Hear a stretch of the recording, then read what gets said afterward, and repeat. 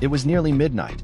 The house, dim and silent after the funeral of grandmothers, felt heavier with each creak of the floorboards. A single bulb swayed gently overhead, casting dancing shadows on the peeling walls. She hadn't intended to come here. Not yet. But something inside her pulled her to this forgotten part of the house, where cobwebs clung to forgotten memories. Her fingers trembled as she opened grandmother's chest. Inside were yellowed books, rusted trinkets, and a thick bundle of letters tied with a crimson ribbon. The top envelope was addressed in delicate handwriting. "To be opened when you are ready, Grandma." Emily's heart quickened. She recognized her grandmother's handwriting, elegant and precise even in her final years. She slid the first letter out, unfolded it, and began to read. "My dearest Emily, if you're reading this, then I'm gone. But I have waited years to tell you this story. I pray you're old enough to understand what I couldn't explain before." It began in 1947, during the aftermath of the Second World War. Your great-grandfather and I were newly married. We lived in Liverpool, and one night, everything changed. A knock came at the door, soft, hesitant, almost afraid. He opened it.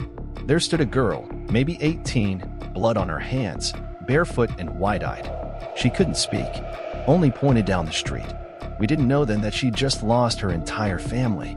Her home had been destroyed during a violent raid. Her name was Anna. We sheltered her for weeks, risking everything. She never spoke a word, but her eyes told 1,000 stories. One night, she disappeared, left behind only a note. "Thank you for saving me. I will repay you." Years passed. We thought we'd never hear from her again, until I received the first letter. It arrived without a return address, just a pressed daffodil inside and a single sentence. "You saved me. Now I will save you." Weeks later, your grandfather was arrested during a protest. They accused him of sedition. We were terrified, until, miraculously, the charges were dropped overnight. No one could explain how, but I knew. I knew she was watching. Over the years, every time danger loomed, a fire, a theft, illness, something or someone intervened. A stranger would pull me from the street just before a car sped past. Money would appear when we needed it most. She was still out there, saving us. Then, one day, the letters stopped. The last one came in 1984, after the riots in Birmingham. Your father was caught there, and we thought we'd lost him. He made it home that night, shaken, but alive.